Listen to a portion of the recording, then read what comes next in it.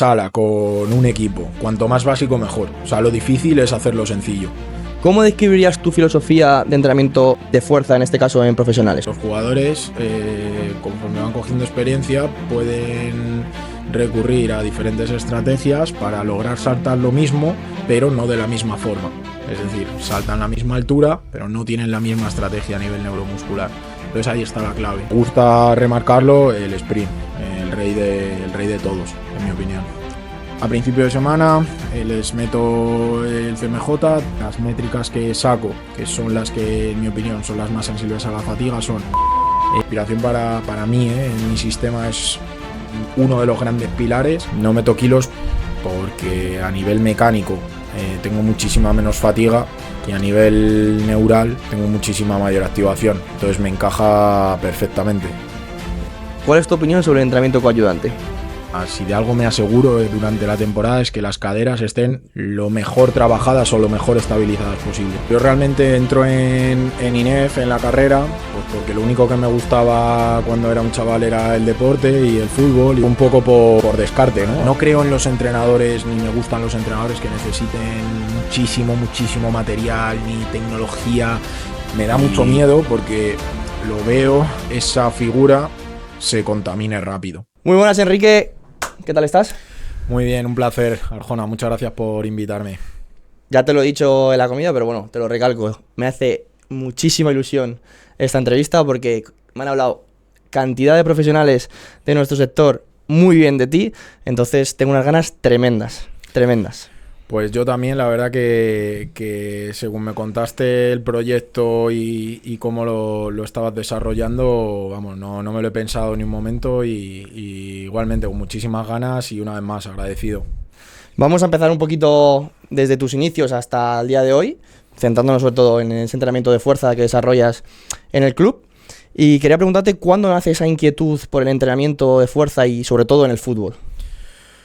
Pues hace ya varios años. Yo realmente entro en INEF en la carrera, pues porque lo único que me gustaba cuando era un chaval era el deporte y el fútbol, y en el instituto no me gustaba ninguna asignatura salvo la educación física. Entonces bueno, fue un poco por descarte, ¿no? Al final mis padres querían que estudiase y era o INEF y actividad física y deporte o al final no iba a hacer nada. Y bueno, pues ya una vez en la carrera tuve la suerte de coincidir con gente que a día de hoy son compañeros, referentes y los puedo considerar amigos.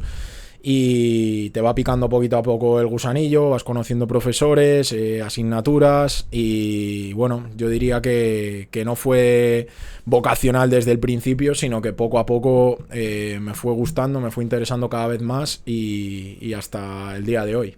Como dice José Elías, te picó la cobra, ¿no? En este caso no la de emprendimiento, sino la de entrenamiento de fuerza. Bueno, la de entrenamiento en general. Y la del emprendimiento también. Bueno, pero claro, luego hablaremos de eso, que tienes 2 centros. Sí. Pero sí, realmente la del entrenamiento me picó fuerte y espero que siga el veneno, por así decirlo, dentro. Totalmente. ¿Cómo describirías tu filosofía de entrenamiento de fuerza, en este caso en profesionales? ¿Cómo te gusta clasificarlo o en qué grupos lo divides? Bueno, yo me baso mucho sobre todo en la escuela americana. Me gusta muchísimo cómo divide las sesiones, cómo orientan las sesiones Exos. Si hablamos de componentes, pues tendríamos que hablar de fuerza rápida, donde estaría todo el tema de la pliometría, cargas ligeras. Meteríamos ya trabajos de potencia, que me encanta trabajarlo pues a través de movimientos olímpicos, a través de balísticos y luego el quilaje, una fuerza mucho más estructural, mucho más de capacidad en el atleta y bueno, y me gusta remarcarlo, el sprint, el rey de todos, en mi opinión. Totalmente, estoy totalmente de acuerdo. Cuando hablas sobre esa filosofía americana, como bien has comentado, Exos, tiene como a lo mejor divide diferentes partes ese entrenamiento a la hora de una sesión, me estoy refiriendo. ¿La sigues al 100% o dentro de ese guía o esquema que te da, tú vas metiendo tus pequeñas variaciones y varías? A ver, intento seguir siempre un orden de sesión. No tanto por mí, sino por hábito del jugador o de los atletas con los que trabajo. Sí que es verdad que me baso muchísimo en una valoración inicial, que toda la suerte de poder trabajar con plataformas de fuerza, con dinamómetros, con tecnología, pues que me da muchísima información de primeras y me permite crear un perfil. Y bueno, sí que es cierto que intento cubrir cada componente siempre, o por lo menos tocarlo, pero luego a nivel de porcentaje de la sesión, pues ya te digo, en función de las necesidades de cada deportista, pues opto por un mayor porcentaje de un bloque, un menor porcentaje de otro. Y sí, a ver, dentro de lo posible, porque en club es mucho más complicado en ocasiones, pues individualizar al máximo posible. Yo creo que a todos nos ha pasado un poco en algún momento de nuestra carrera que queremos siempre a lo mejor coger demasiados datos de los que luego realmente utilizamos. Entonces, quería preguntarte un poco, a partir de las herramientas que tienes tú, porque sí que es cierto que partes con unas herramientas top, como una plataforma de fuerza, dinamómetros, que a lo mejor muchos oyentes de los que estén escuchando este podcast no tienen, pero bueno, como tú sí lo tienes, vamos a hablar de tu contexto y cómo creas ese perfil a través de las diferentes pruebas. Bueno, yo ahora lo tengo. Cuando empecé, obviamente, no tenía esa posibilidad. O sea, yo con esto no quiero ni mucho menos decir que si no tienes un dinamómetro, una plataforma de fuerza o fotocélulas, no puedas analizar o valorar a un deportista. No, es que yo no las tengo y lo hago perfectamente. Efectivamente. Y yo creo que lo hago siempre dentro de lo racional, algo muy positivo. O sea, que poder se puede hacer, tenga las herramientas que tengas. Eso es. Obviamente, pues si tienes cuanta más tecnología tengas y más respaldo tengas de ella, pues quizá más fino puedas trabajar.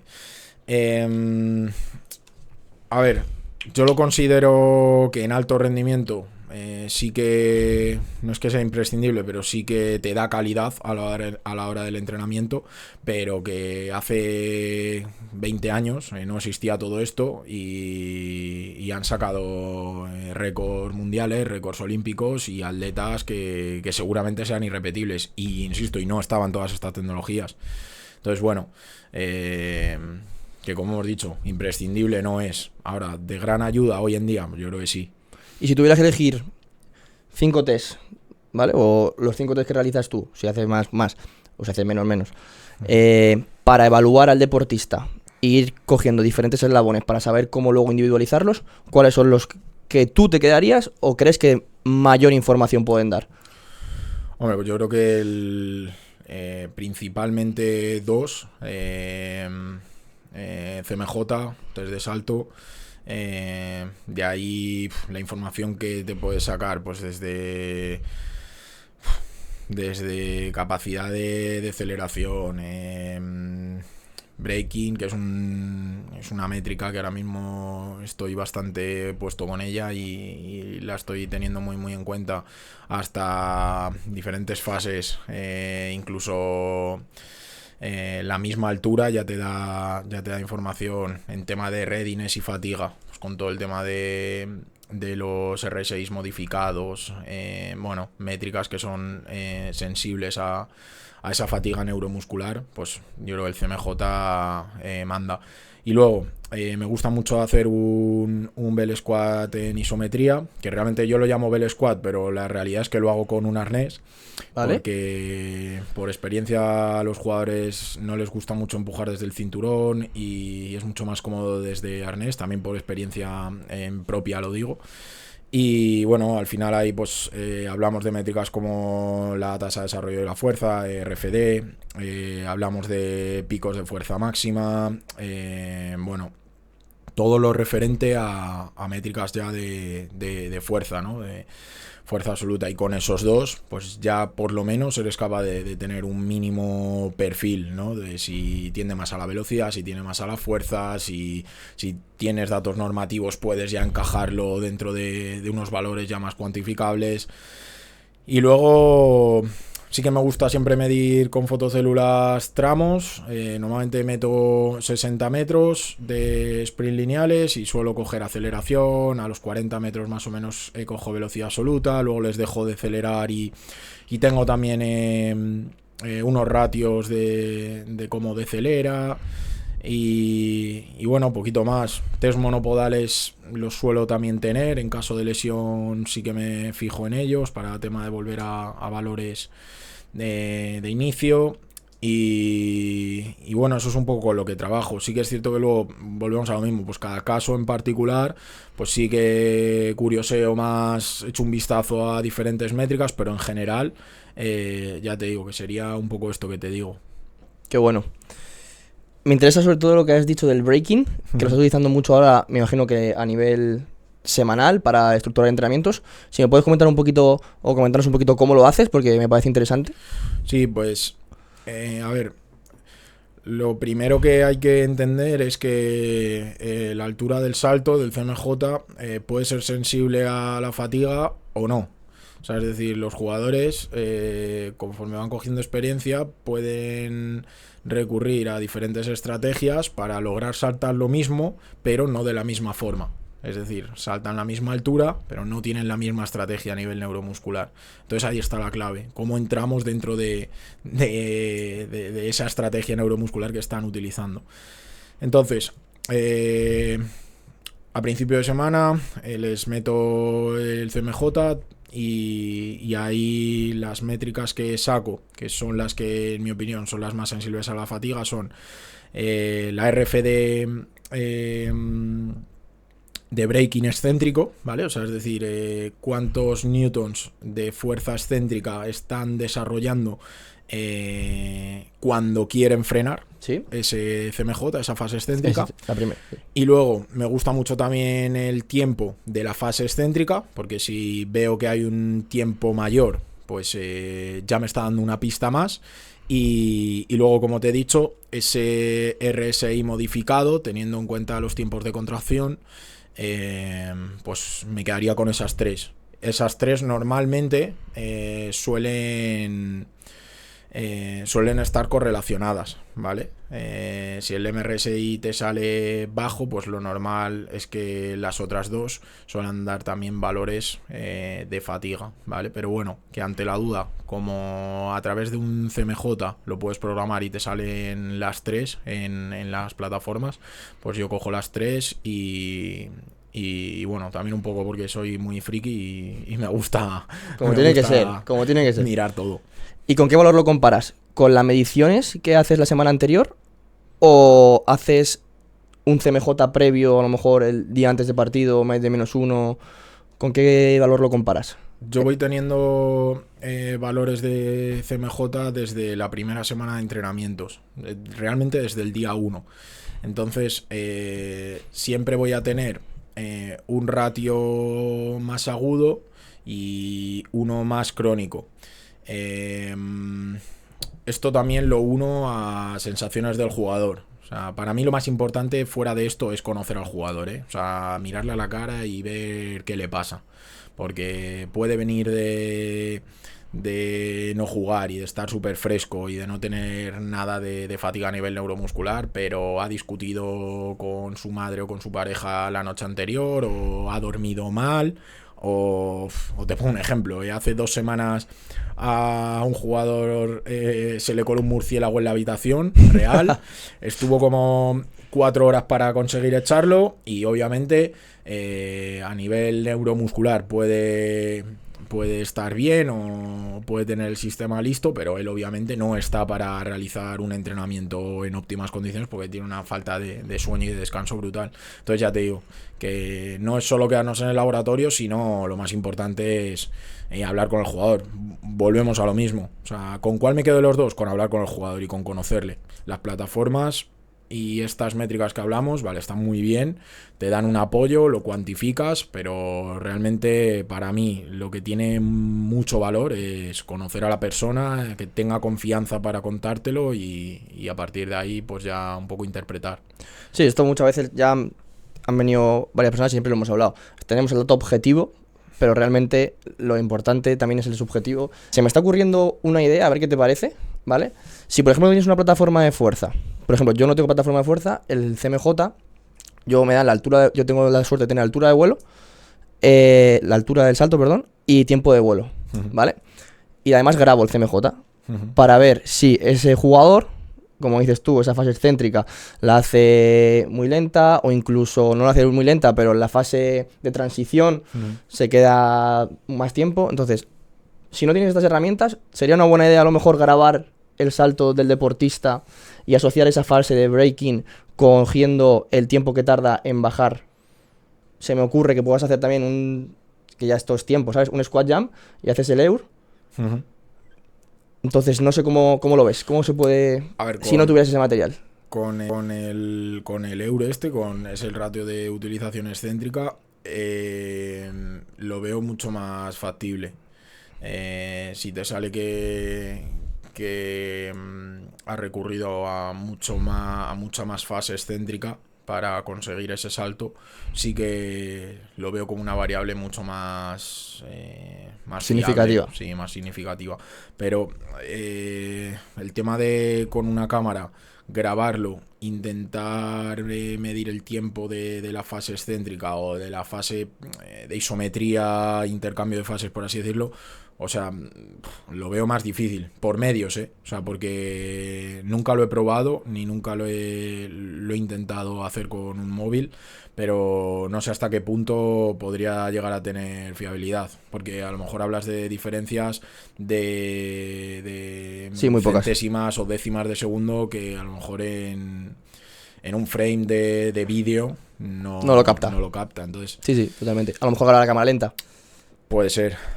A cámara lenta supongo que tendrás más posibilidades, pero yo teniendo el ratio de utilización excéntrica, si eres capaz de sacarlo, yo lo veo muchísimo mejor. De hecho, yo lo saco, O sea, a mí me gusta saber ese dato.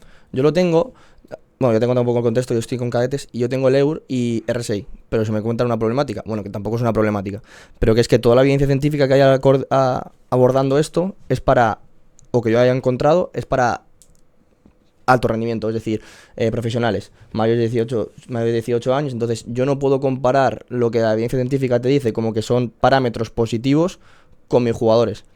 Entonces ahí se me abre un panorama. Entonces este año lo he abordado con que he cogido la media, he cogido el mejor y a partir de ahí media lo pongo como un 5 y el mejor como un 10. Y a partir de ahí pues establezco zonas y ver si el equipo pues está un poquito por debajo, un poquito por encima, si tengo que individualizar más con uno que con otro, que es lo que estamos hablando, que también sin herramientas se puede hacer perfectamente. Vamos a entrar en cómo te gusta estructurar a ti la priorización del entrenamiento. Es decir, a lo largo de la semana, aunque todos sabemos que hay semanas y semanas de periodos competitivos, pero vamos a poner una semana tipo. Siempre pongo el mismo ejemplo, que juega un domingo y luego vas a jugar el siguiente domingo y bueno, no ha pasado nada así extraordinario, ¿vale? Entonces, ¿cómo te gusta a ti programar ese entrenamiento de fuerza durante la semana? ¿Con qué contenidos y cómo sueles abordarlo? Pues a mí siempre me gusta trabajar el día siguiente al partido, en un +1. Nosotros lo llamamos una sesión regenerativa y bueno, me gusta muchísimo el tema del patrón respiratorio, un buen reseteo. Recurro a ejercicios como la meditación. Y bueno, creo que es algo novedoso en el fútbol, porque a todo el mundo que se lo cuento siempre que pones a... Porque bueno, a nivel personal, ¿no? Cuando trabajo de manera particular con los jugadores, pues como que entra más, ¿no? Pero claro, imagínate el contexto de 25, 24 futbolistas y todos a lo mejor tumbados en el suelo o con luz roja, que también me gusta introducirla, y todos meditando, respirando y concentrándose en ese objeto que es el patrón, ¿no? de respiración. Pues choca un poco, pero bueno, creo muchísimo en esta herramienta. La respiración para mí, en mi sistema, es uno de los grandes pilares y a partir de ahí me gusta evolucionar hacia trabajos de estabilización lumbopélvica mucho énfasis en esos regenerativos en la expiración por un tema de nivelar sistema simpático y llevar al parasimpático, ¿no? Y bueno, suelo meter también bloques de fuerza isométrica, duraciones más bien largas, pero sin resistencia normalmente. Y luego todo el tema de, pues solemos recurrir a crioterapia, baños de hielo, por bloquear un poquito esa inflamación aguda. Eso sería lo que es en un +1. Normalmente los martes descansamos. Me gusta que el jugador, tanto a nivel club como a nivel externo, descanse, desconecte, es su día libre, y creo que a nivel ya psicológico es muy bueno. Y a partir de ahí, pues miércoles es un día de carga alta, donde meto esa fuerza más lenta, más estructural, donde aparece un kilaje mayor. Jueves empiezo ya con una activación más nerviosa, pues con cargas mucho más bajas, velocidad, movimientos olímpicos o derivados, normalmente derivados, para ya al día siguiente estar metiendo estímulos de velocidad. Siempre me gusta muchísimo trabajar la velocidad. De hecho, la velocidad lineal o multidireccional, de hecho yo a los jugadores se lo explico, o sea, tiene la misma importancia, y es, bueno, la misma no, mayor importancia si cabe, un sprint bueno que un peso muerto, y lo tienen que ver como tal. Y bueno, un día antes del partido, si nos metemos ya en que jugamos domingo, pues el sábado hago una sesión de priming. Normalmente meto fuerza isométrica máxima, en contraste con una pliometría asistida. ¿No metes kilos? No meto kilos porque a nivel mecánico tengo muchísima menos fatiga, y a nivel neural tengo muchísima mayor activación. Entonces me encaja perfectamente. Qué bueno, sí. El objetivo. Pero es que yo he hablado sobre este tema con ciertos compañeros, y mucha gente lo que hace, porque hay diferentes formas de hacer priming, suele meter a lo mejor 3-4 repeticiones pesadas y luego se trabajo pliométrico o de a gran velocidad. Pero me parece más interesante tu propuesta, porque a nivel de fatiga el jugador no acaba con tanta fatiga, ni se le queda una fatiga residual para el día siguiente. Entonces me parece mucho más interesante, sí. Y que a nivel neural es mucho mayor la activación. O sea, siempre que venzas a una resistencia, la fuerza va a ser menor que si no consigues vencerla. Por lo tanto, si tú estás haciendo un isométrico máximo, no lo digo yo, o sea, lo dice la ciencia, o lo podemos analizar cuando queramos, vamos a producir mucho más newton de fuerza. Si a eso encima le sumas que no hay carga mecánica, o sea, no hay un esfuerzo mecánico, como coger una hexagonal con 180 kilos, pues yo genero muchos más newton de fuerza sin el esfuerzo de los 180 kilos, y con muchísima menos fatiga. Muy top. Entonces me parece muy top. Clave. Yo no puedo hacer estos protocolos porque solo tengo 2 días para ir al gimnasio, entonces, pero sí que me parece espectacular. Vamos por el principio, hablemos sobre el patrón respiratorio, ¿vale? Yo lo meto este año, lo estoy empezando a introducir este año. Sí que es cierto que no lo meto en sesión en preactivación, sino que lo meto al final de sesión de ese día +1. Y el protocolo que estoy haciendo yo, ¿vale? Que es, tengo que decirte, ahora te preguntaré que me recomiendes algún paper o algún libro en el que pueda abordar más y investigar más sobre este tema, pero para que tú me digas si voy bien, voy mal, porque lo cogí a través de Exos, que te dicen, son 6 segundos de inspiración, 2 de apnea y 10 de expiración. ¿Cómo lo ves? Muy bien, pero difícil, no es real. Sobre todo cuando empiezas. O sea, ten en cuenta que los jugadores vienen normalmente de un partido, de una sobreactivación brutal. Eso conlleva a una hiperventilación alta, y lo normal es que es que lo normal es que no descansen del todo bien la noche después del partido, ¿vale? Pues a lo mejor si ha ganado 5-0, pues si has hecho el partido de tu vida, sí, pero lo normal es que A nivel nervioso estés... no esté ese parasimpático aún como debería. Entonces, si tú eso lo llevas a la sesión de entrenamiento y tienes y le estás pidiendo que expire durante 10 segundos, pues probablemente al sexto ya... no pueda. Sí. Entonces, bueno, yo voy poquito a poco, pongo mucho énfasis, como tú has dicho bien, en esa expiración, en esa apnea expiratoria, ¿vale? Que también es bastante beneficiosa de cara a introducir el parasimpático.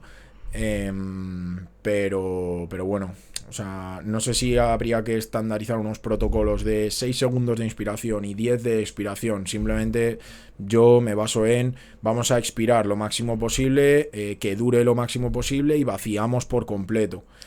En eso me quedo yo. Vale.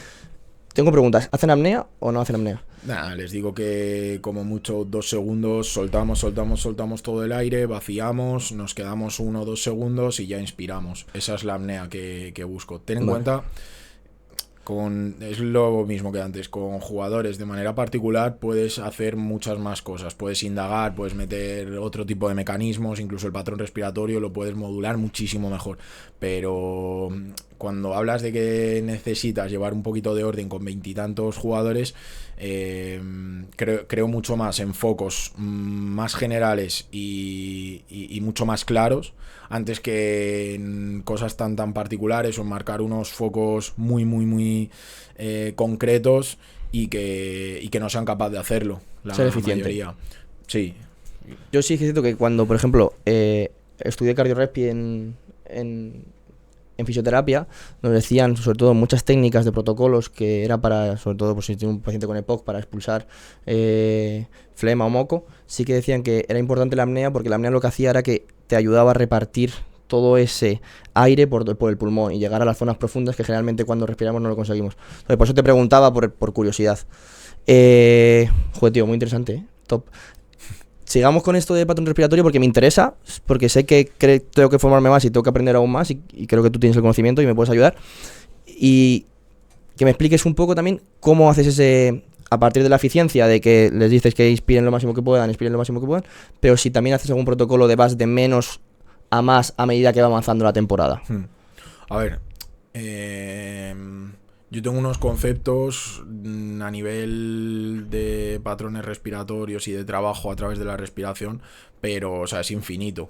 O sea, hay tesis doctorales y estudios que llevan no sé cuántos años y que aún no ni se han concluido. O sea, que y lo que queda. Entonces, yo creo que lo que sé yo es un 0,01% y lo que sabemos en general en el sector es de un 1% a lo mejor. Pero bueno, me baso en mi experiencia y a nivel rendimiento genera un impacto muy positivo. Y lo que me preguntas, yo el tema de la respiración lo utilizo también como, concretamente el bracing, como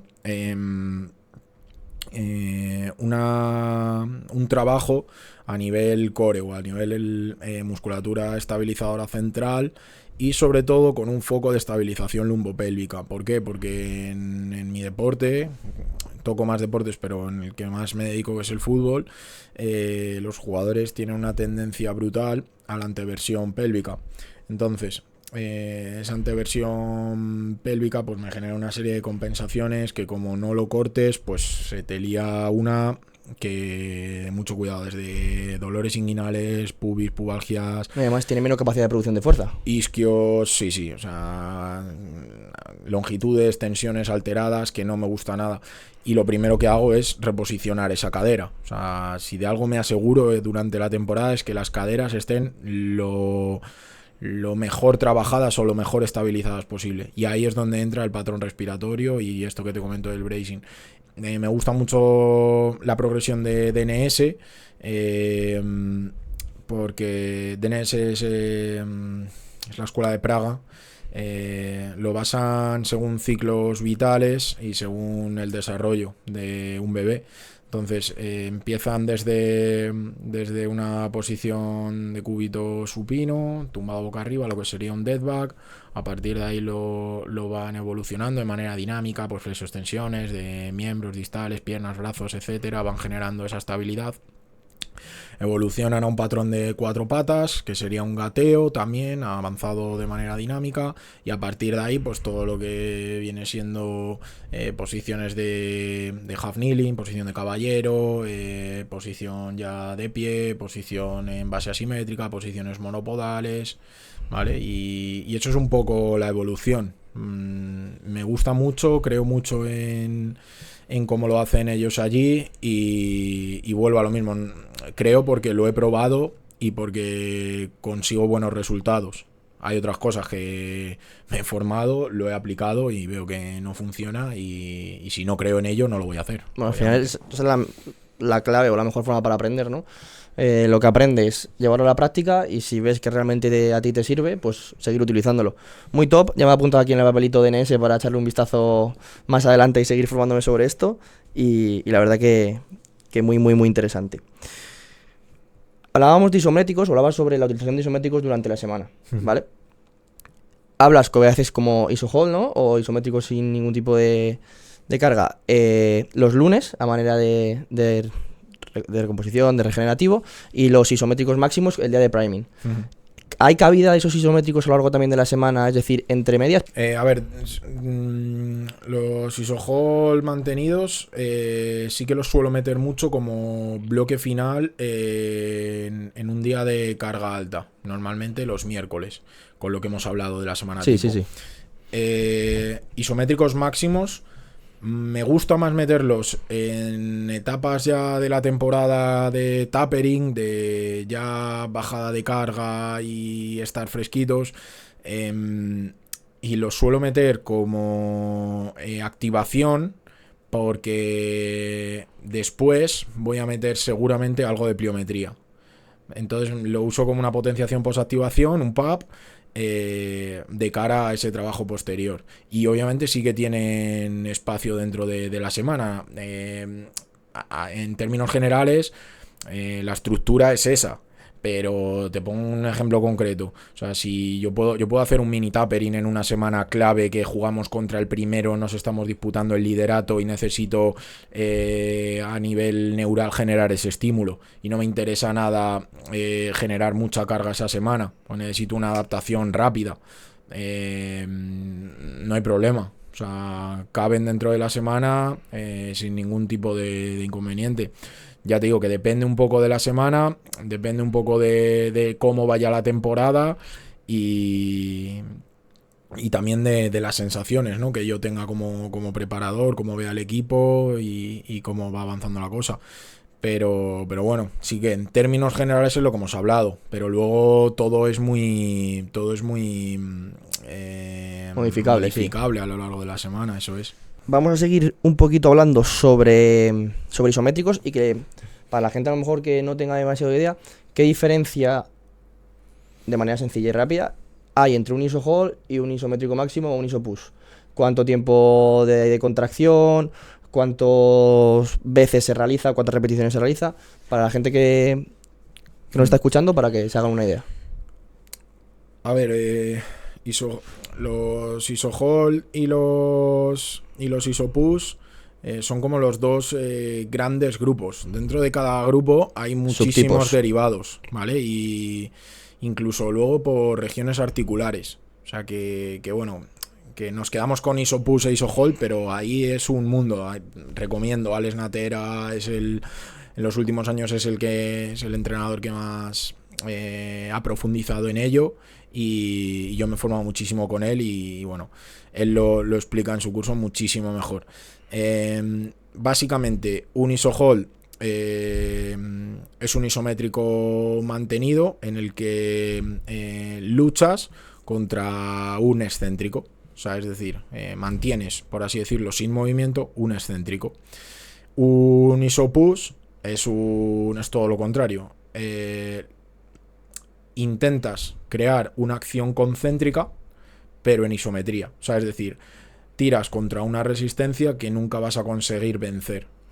Entonces esa sería, por así decirlo, la mayor diferencia entre ambos.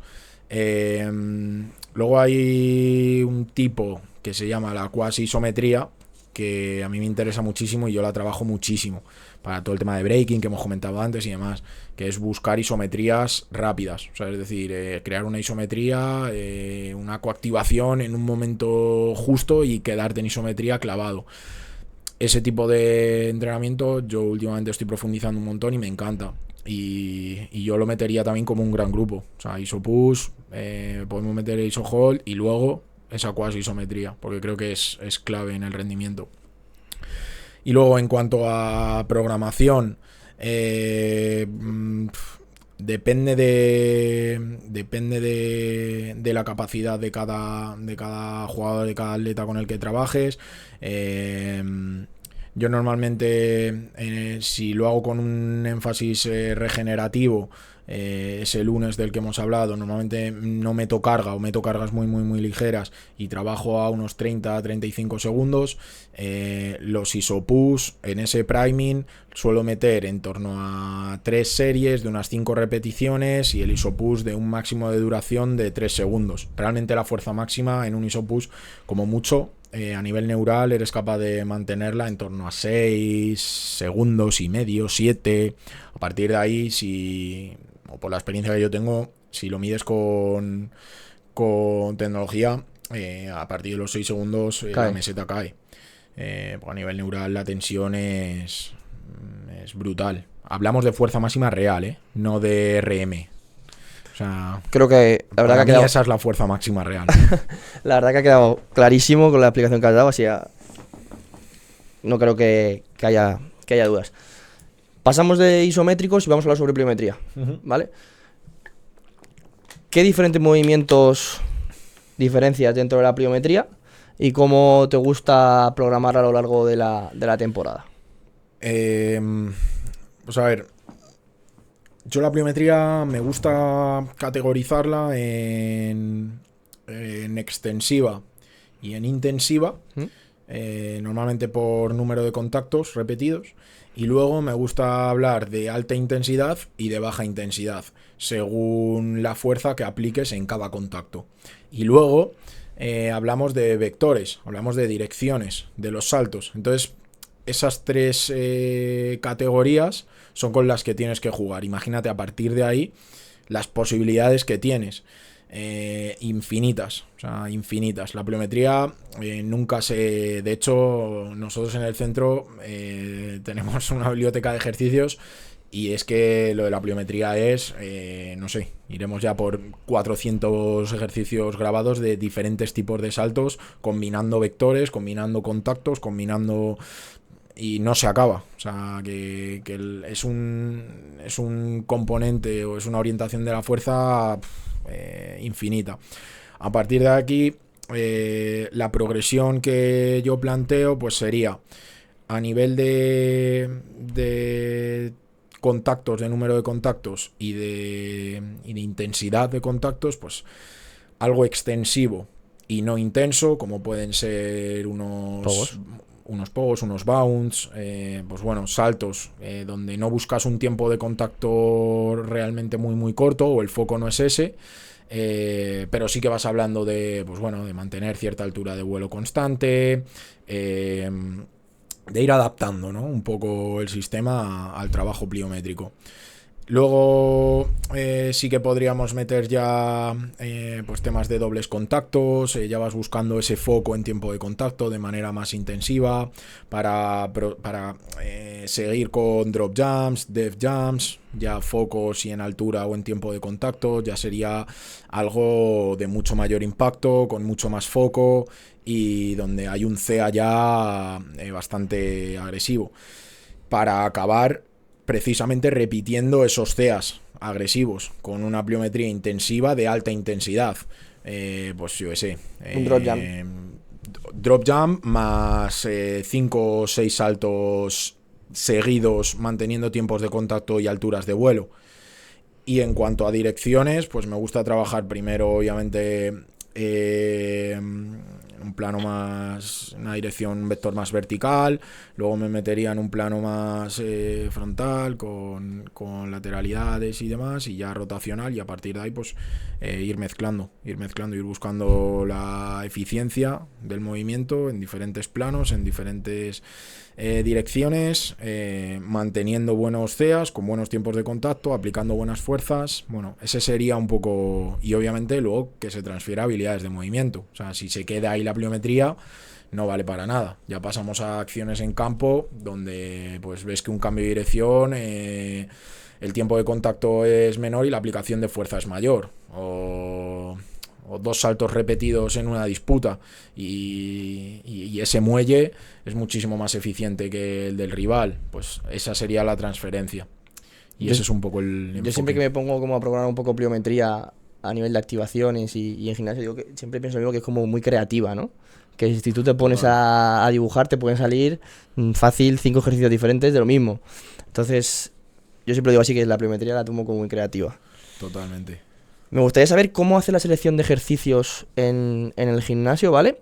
Y cuál utilizas más y el por qué. Si te gusta repetir un mismo ejercicio durante las semanas o durante varios momentos durante el año, si te gusta siempre ir variando para que el jugador tenga mayor variabilidad de ejercicios y pueda no a lo mejor aburrirse de tanto, que no tiene por qué pasar, porque cuando también se repite un ejercicio no puedes variar cargas, puedes jugar con muchas más cosas, pero bueno, en cómo seleccionan los ejercicios. A ver, yo creo que todos los entrenadores tenemos como nuestros imprescindibles, ejercicios que para los estímulos que quieres aportar los tienes 3, 4 que se te vienen primero a la cabeza.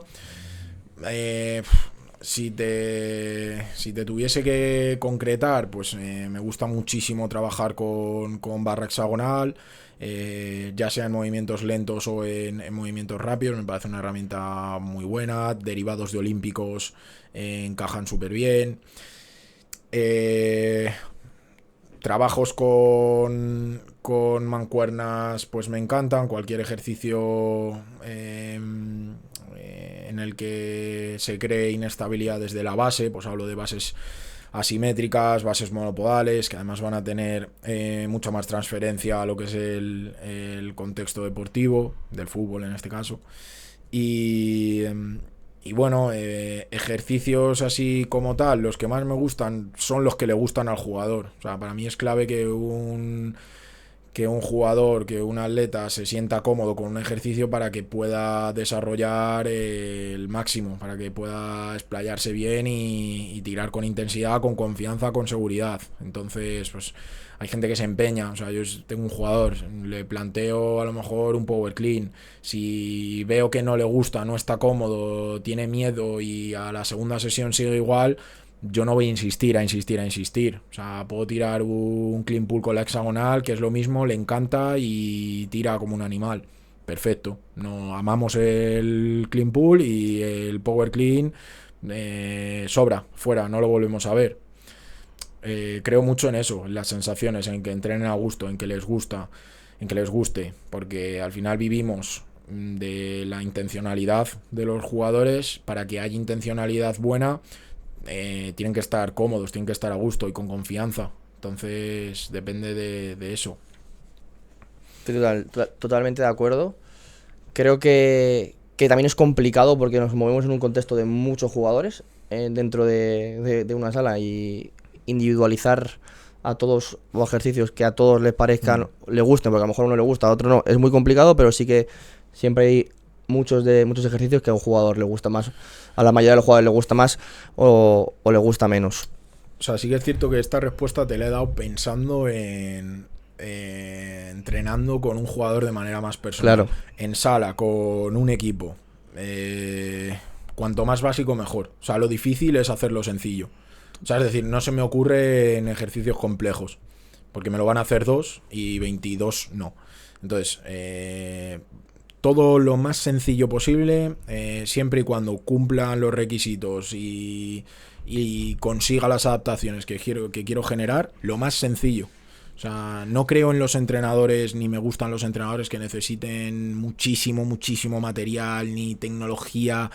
y me contradigo un poco, ¿no? Porque acabo de hablar de plataformas, de dinamómetros, no sé qué, pero que para mí los buenos entrenadores son los que hoy tienen plataformas, tienen un montón de tecnología a su alrededor y sacan entrenamientos buenísimos, pero el día de mañana están en un parque y con un palo y un banco te sacan cualquier tipo de entrenamiento, con sentido, con criterio. Y para mí esos entrenadores son los buenos. O sea, Porque son los que realmente yo creo que entienden el entrenamiento y se pueden adaptar a cualquier circunstancia. Sí. Y de hecho veo mucho, o sea, entrenadores que hacen un tour por el gimnasio por máquinas de 20.000 euros. Quiero decir, para eso vale cualquiera. Bueno, vale cualquiera que tenga los 200.000 euros invertidos en ese gimnasio, pero que creo que hay, si no hay un criterio detrás, si no hay un respaldo científico, literatura detrás, no hay una convicción, no hay un porqué, tiene la vida muy corta. Te voy a dejar elegir responderla o no, ¿vale? Porque es un poco... ¿Cuál es tu opinión sobre el entrenamiento coayudante?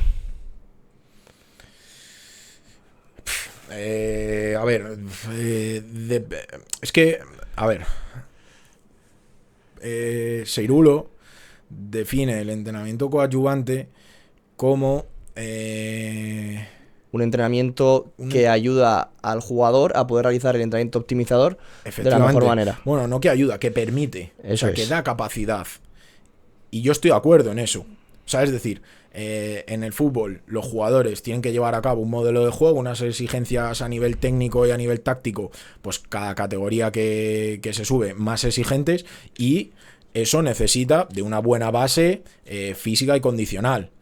Sin esa base física y condicional, pues está a la orden del día. Jugadores buenísimos tácticamente, buenísimos técnicamente, pero que son jugadores de 20 minutos, porque no les da, no tienen la capacidad de repetir esfuerzos. Entonces, si entendemos el entrenamiento coadyuvante como el trabajo que se hace fuera del campo de fútbol, que capacita a los jugadores para desarrollar a nivel técnico-táctico su deporte, estoy de acuerdo. Ahora, el problema es cómo en el club o los clubes que han ido a muerte con esta filosofía de entrenamiento coadyuvante y optimizador, cómo han interpretado ese trabajo coadyuvante. O sea, a mí el concepto me parece muy bien. O sea, llámalo como quieras, si es ponerle nombres a las cosas. O sea, yo creo que no es el qué, sino el cómo. Claro. Y ahí ya lo dejamos en eso. Lo dejamos en eso. Palabras, nos ponemos tú y yo a inventarnos palabras y podemos sacar ahora mismo 10 palabras de cómo llamar al trabajo en gimnasio, al trabajo físico, al trabajo condicional. Podemos inventarnos 10 palabras y ya está, y le ponemos una definición. La cosa es luego qué hacemos, en qué se traduce eso en la realidad. Total. Bueno, volviendo un poquito a la senda en la que estamos, es que me ha surgido esa pregunta y digo, te he visto mojarte un poco y digo, ya tengo que hacérsela, tío. ¿Cómo individualizas? Porque yo dentro del contexto que tengo, a nivel de sesión de gimnasio no puedo individualizar como tal, sino que todos realizan un mismo trabajo de manera más global, pero sí luego a lo mejor posesión o antes de sesión, sí que dependiendo de los diferentes grupos que establezco, pues a lo mejor hay días que trabajo con un grupo una cosa u otra. Me gustaría saber cómo lo haces tú, si también es la misma forma o incluso que tú dentro de la sesión de gimnasio ya abarcas esta individualización. Pues lo hago más o menos como tú me comentas que lo haces también.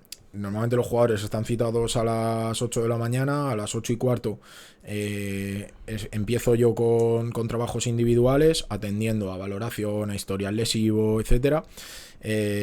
Luego desayunan, tienen normalmente sesión de vídeo y luego tienen también el trabajo en grupo, que esa es la sesión grupal, que ahí pues hemos hablado de trabajos básicos, con unos focos muy claros, con cosas sencillas y que lleguen a las adaptaciones que buscamos de ese día. Y luego post sesión también hay trabajo individual. Entonces es como que los jugadores tienen un entrenamiento grupal y 2 entrenamientos personales. Y ahí, en esos 2 entrenamientos personales, es donde tengo el espacio para individualizar y para profundizar de manera personal con cada uno. ¿Y lo haces con cada jugador individual o a través de los perfiles que creas estableces grupos? Normalmente lo hago con cada jugador individual. A mí los perfiles sobre todo me sirven para dividir a los jugadores dentro del gimnasio. O sea, yo normalmente en los gimnasios de los clubes suelo pedir o suelo trabajar, si es posible, con 6 racks. Son 6 puestos, normalmente son 24 jugadores y trabajan 4 jugadores por cada estación, por así decirlo. Entonces, ahí es donde sí que hago grupos según perfil. Qué bueno, tío, qué bueno. A ver, o sea, es la leche si tienes la metodología de los 6 racks, pero claro, no lo había, o sea, yo no lo había pensado, lo había pensado así. Y diciendo esto me surge una pregunta. ¿Cómo es un entrenamiento de fuerza con Enrique Maillo?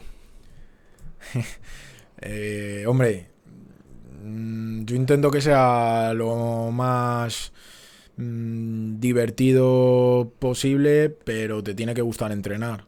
O sea, te tiene que gustar entrenar. Y mi reto todos los años es con jugadores a los que no les gusta o los que no creen en trabajo de fuerza o en un trabajo externo al campo de fútbol, pues hacerles ver que tienen un nicho de mejora brutal.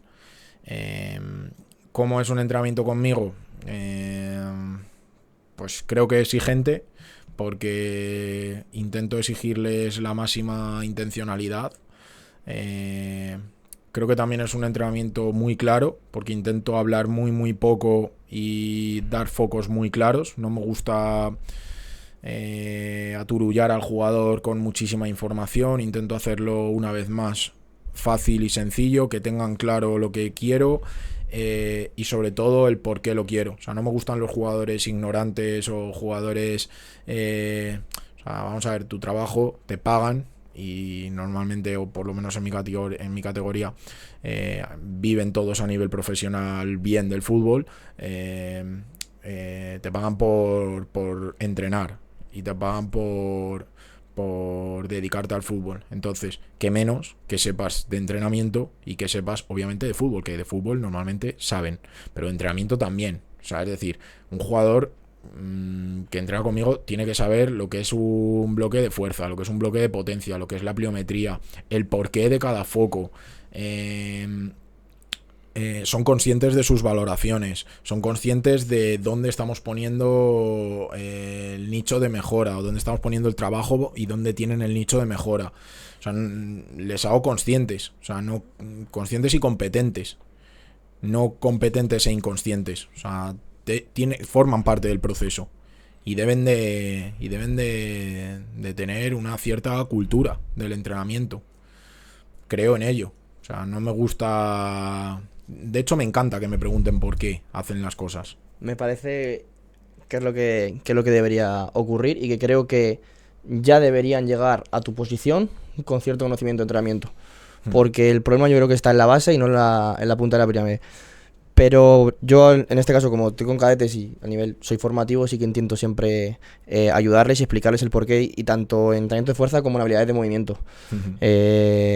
Cuando salimos al campo a hacer una activación, explicarle que estamos haciendo un cross, cómo tiene que ser un cross, en qué ocasiones dentro del terreno de juego en un partido puede darse esa situación, para hacérselo también vender y verles que es importante también ser efectivo en el movimiento, porque van a ser más rápidos. Y es de vital importancia. A mí me gusta mucho, y que creo que también puede ayudar a cierta gente, es que yo durante el mes hago una sesión de mímica. Es decir, solo se pueden corregir haciendo lenguaje corporal, ¿vale? No se pueden corregir con palabras. Y la verdad que me da unos resultados increíbles, porque, por ejemplo, puedes ver a ciertos jugadores haciéndole a su compañero que se ponga en retro o que se ponga en ante, y la verdad que es una... A mí siempre me ha venido, de un momento del poco tiempo que lo llevo haciendo, me viene muy bien, y creo que puede ser interesante para diferentes contextos. Y además suelo poner siempre en cada posta si es una palabra o 2 palabras del objetivo del ejercicio en el suelo.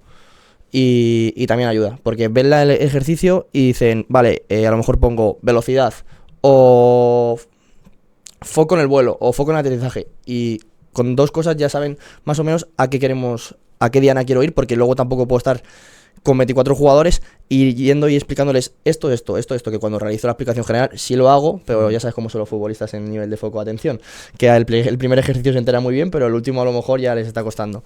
Entonces, bueno, son recursos que a mí me sirven y que comparto para si alguien lo quiere utilizar, que es guay. Pues me lo apunto. Nunca lo había escuchado y vamos, me parece una herramienta que me la voy a apuntar, ¿eh?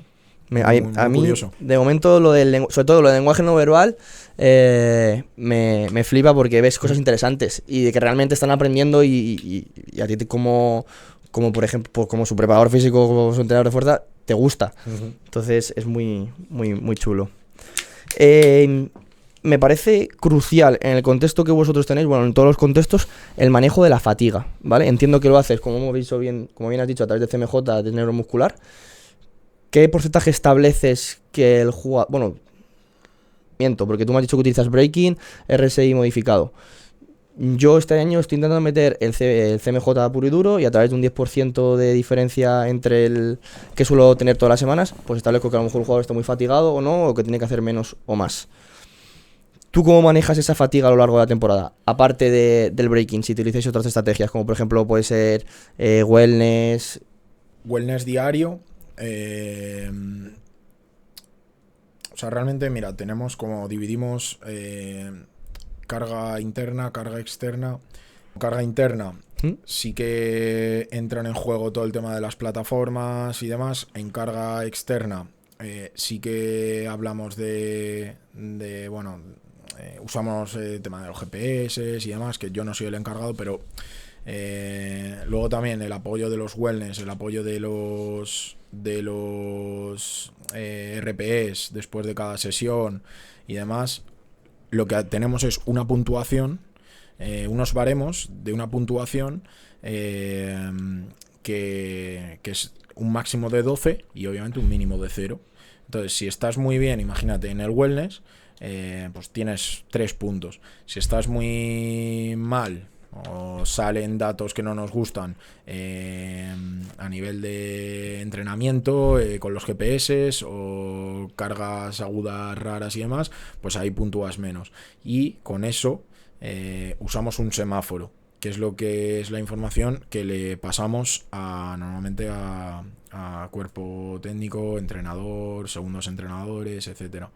Y yo creo que el reto es ese, simplificarles a ellos mucho la información, de manera que ellos sepan si con este jugador está listo para cualquier tipo de esfuerzo, si hay que tener en cuenta pues que viene algo cansado o si este jugador pues no puede realizar grandes esfuerzos. Y luego a nivel de club pues el doctor, en este caso los 2 doctores que tenemos, son los que siempre van a dar el visto bueno pues para todo, ¿no? Al final su apoyo y su opinión es vital y yo este año es el primer año que trabajo con ellos y es una suerte, o sea, cambia por completo. Tener un apoyo médico te da una calidad de trabajo brutal. Y bueno, es así un poco como llevamos el tema de las cargas. Pero vuelvo a lo mismo, Subjetividad, hablar con el jugador.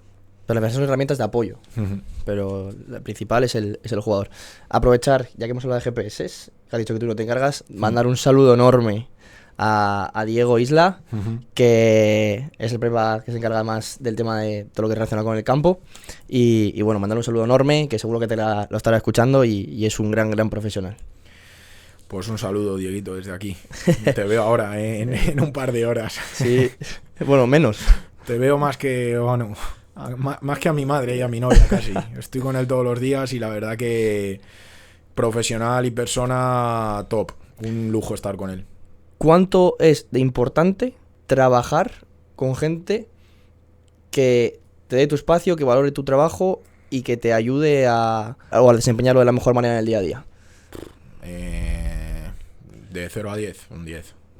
O sea, un 10. O sea, tú date cuenta que cuando entras al fútbol a unos niveles altos, unos niveles ya profesionales, nosotros en el club pasamos muchísimas horas todos los días de la semana.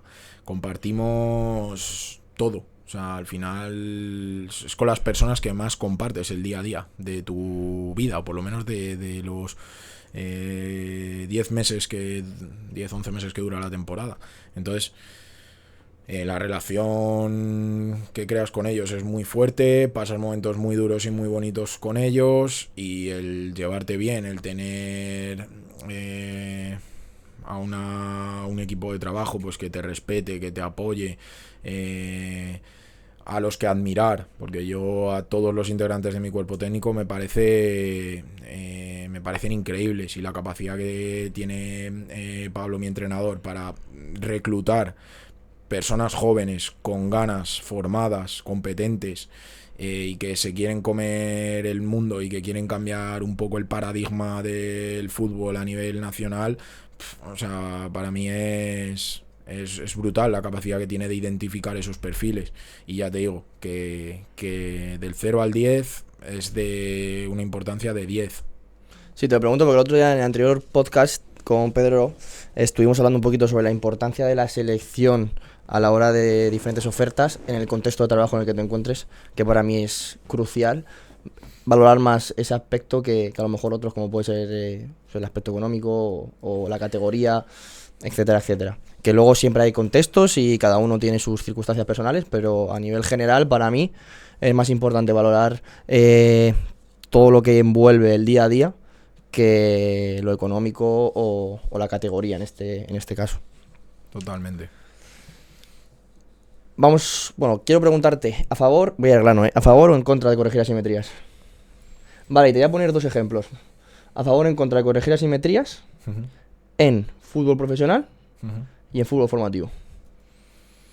En fútbol profesional, si me está dando rendimiento y no hay un historial lesivo detrás preocupante, yo no corregiría nada. O sea, de hecho no lo considero ni asimetría. O sea, ese jugador está asimétrico. Vale, y si la asimetría, vamos a llamar asimetría, si la asimetría a lo mejor es más de un 15% entre un miembro y otro, pero te está dando rendimiento, sigues igual. A ver, si hablamos de fútbol profesional habrá datos de anteriores años. Imagínate un futbolista de primera división que lleva 6 temporadas en segunda división con un rendimiento bueno, con número de partidos y de minutos bueno, y tiene una asimetría, o lleva 5 años con una asimetría de un 15% en lo que sea. ¿Por qué lo voy a cambiar? Y si me meto a corregir esa asimetría, probablemente la modifique poco o nada y encima se lesiona. O sea, es que no tengo un motivo por el cual... O sea, yo trabajo para que los jugadores estén disponibles en las mejores condiciones físicas posibles. Si yo tengo a un jugador que ya está disponible o lleva 5 años disponible y con un rendimiento a nivel físico bueno, es que no voy a intentar hacerle mejor, pero no desde corregirle, como tú dices, una asimetría. Porque para mí no es una asimetría, para mí es que el jugador es así. O sea, lleva 5 años o 6 años compitiendo. Otra cosa es que venga de una lesión grave, de una cirugía, de un cruzado, y de repente pues vea que está reincorporándose al grupo, compitiendo, y hay una asimetría. Eso hablamos de un contexto totalmente diferente. Pero... Entiendo, con la explicación que has dado, que fútbol formativo será igual. No, en fútbol formativo... que en fútbol formativo entra también que... Fútbol formativo niños... te estoy poniendo... Perdona que te interrumpa, cadete, juvenil, vamos a meter infantil de segundo año. Sí. Atendería... Si esto ocurre y han terminado su etapa de crecimiento, pues haría con él una anamnesis, vería qué sensaciones tiene él, si esa asimetría que yo he detectado se correlaciona con algún tipo de molestia o de patología que tenga de manera aguda o de manera crónica, y seguramente decidiría intervenir. Sí, seguramente. Sí, ¿por qué no? Quiero saber tu opinión, Vamos a cambiar de tema. He visto que tienes 2 cursos, 2 niveles de barefoot. Me resulta bastante interesante. Entonces quería preguntar si tus jugadores dentro de generación te eran descalzos. Sí. y que me digas el por qué. Bueno, para que no sepa el barefoot, bueno, entrenar descalzo, ya lo... Básicamente. O sea, básicamente, o sea, luego tiene muchas cosas. Y dentro de entrenar descalzos, ¿qué beneficios crees que tiene? Y a mí lo que más me chirría, por decirlo así, que yo también lo hago, entrenar descalzos, es el tipo de pie del jugador. Y cómo influye luego a la hora de realizar ejercicios, porque a nivel va a generar compensaciones por narices. ¿Y qué transferencia tiene en el fútbol cuando están realmente con botas? A ver, hay que partir para explicar el por qué primero creo en entrenar descalzo.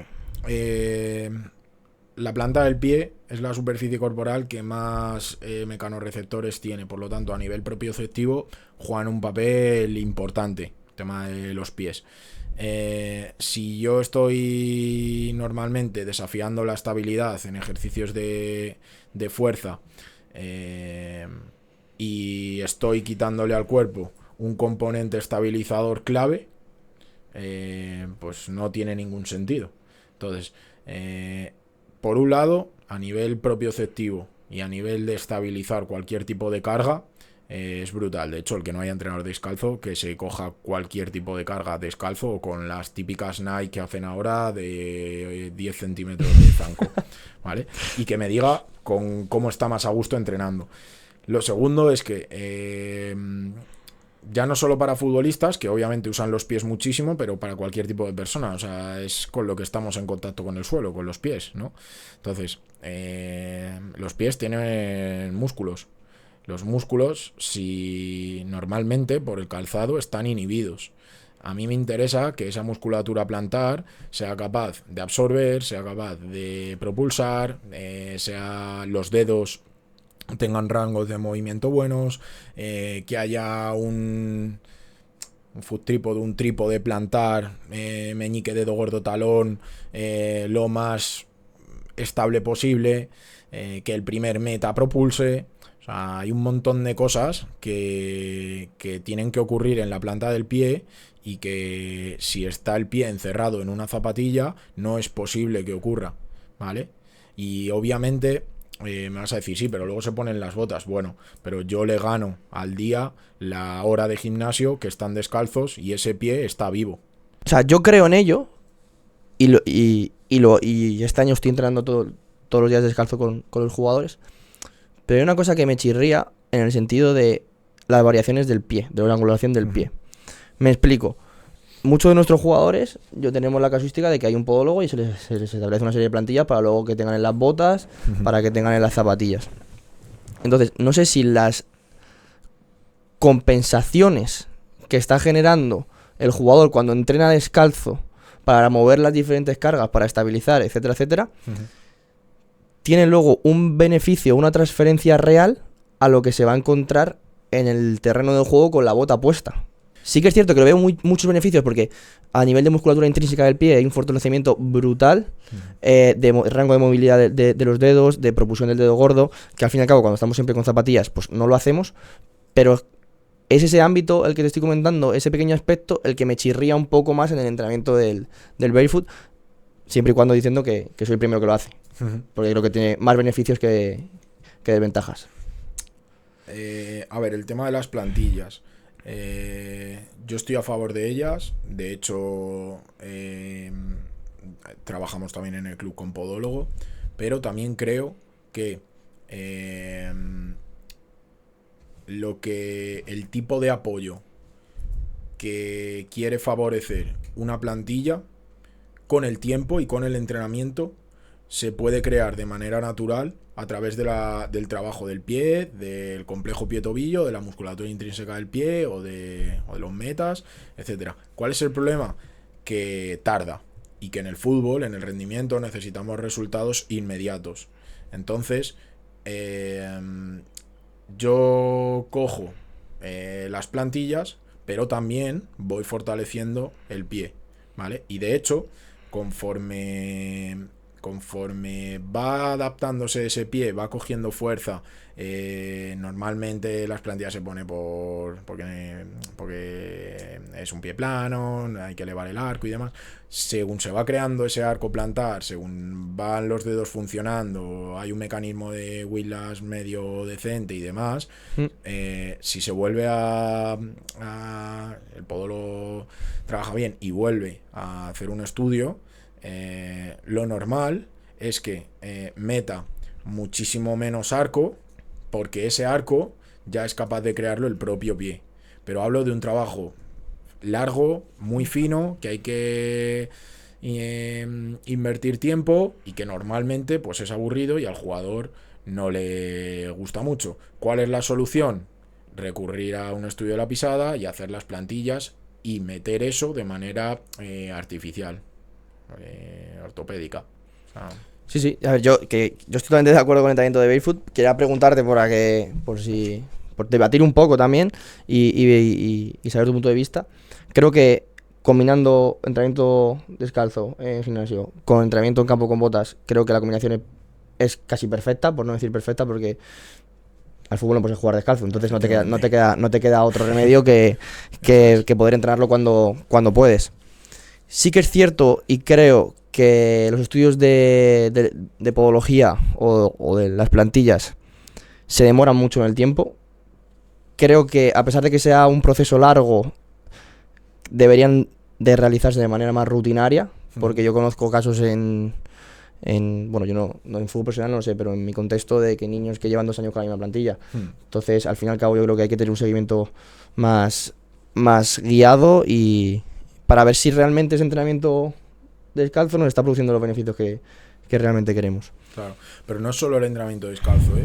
O sea, un pie seguro se va a volver más fuerte, a nivel propioceptivo va a mejorar, solo entrenando descalzo.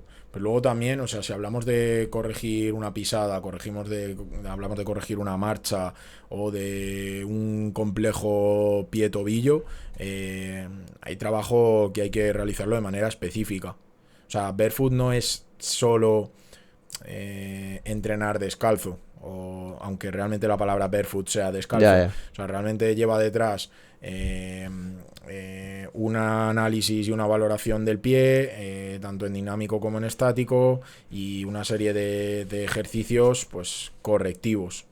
Eso es un poco lo que yo metería dentro de Barefoot. Lo que pasa que es lo que te he dicho. O sea, entrenar el pie no es lo mismo que un curl de bíceps. Te mola más. Yo invito a la gente que pruebe a entrenar descalzo. Yo el mayor beneficio que he notado en esta progresión es sobre todo de estabilidad. A la hora sobre todo de días en los que muevo cargas más altas, como por ejemplo una sentadilla, un peso muerto, mi sensación a mi juicio propio, es de que me noto mucho más estable. Por ejemplo, yo hace 2 temporadas sufrí mucho de fascitis plantar, me dolían mucho los pies después de estar tanto tiempo con botas. Desde que empecé a introducir este tipo de entrenamiento, las molestias fueron disminuyendo, incluso ahora a día de hoy puedo decir que no tengo. Y la verdad que invito a todo el mundo a que empiece a utilizarlo. Vamos a ir finalizando la entrevista, que aunque quieras que no, exactamente llevamos hablando 1 hora y cuarto, ¿vale? A mí se me ha pasado volando y si fuera por mí me tiraría mucho más tiempo. Y quería preguntarte, ¿de dónde crees que va la tendencia del entrenamiento de fuerza en un futuro en el fútbol? Mi opinión es que está habiendo ya y era necesario un salto generacional. Creo que se está dando la importancia que tiene al entrenamiento de fuerza. Creo que se están creando áreas específicas en muchos clubes de ese entrenamiento externo al campo de fútbol, y que cada vez cada vez está habiendo más especialización dentro de los cuerpos técnicos. O sea, es decir, ahora mismo en cualquier club profesional se distingue la figura de un preparador físico de campo, un readaptador, un preparador físico de fuerza, una persona que se encarga de analizar datos. Creo que es a lo que tiende, creo que es lo correcto, pero que queda aún un largo camino. Y me da mucho miedo porque lo veo pues que esa figura se contamine rápido por a lo mejor falta de criterio por parte de entrenadores, por hacer las cosas al azar y realmente aprovecharse un poco de la ignorancia de a lo mejor los jugadores o del resto de los componentes del staff o del club, que no entienden de ese trabajo tan específico de fuerza y por lo tanto nunca se lo van a juzgar. Entonces creo también que en ese sentido tiene la vida corta, porque en rendimiento lo bueno es que los resultados hablan,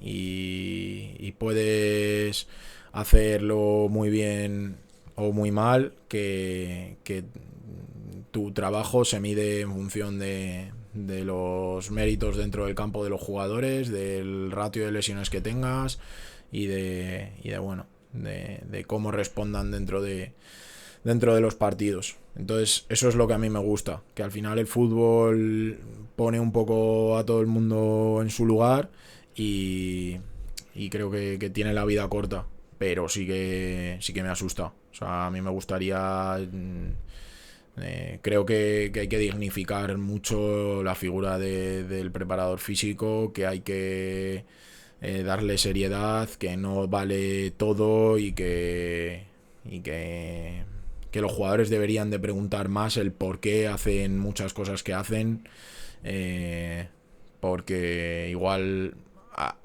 alguno de sus entrenadores no les sabe explicar ni siquiera el por qué están planteando una sesión u otra.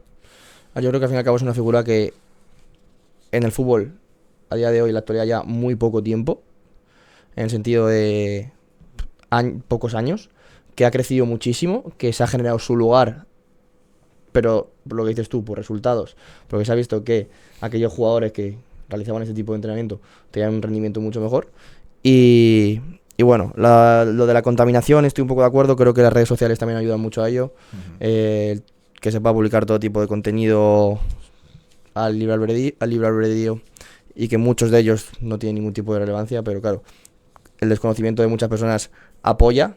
Entonces, bueno, intentaremos desde este canal y desde nuestra profesión encauzar un poco el camino y ayudar a todos a que entiendan, con profesionales como tú, cómo funciona el entrenamiento de fuerza.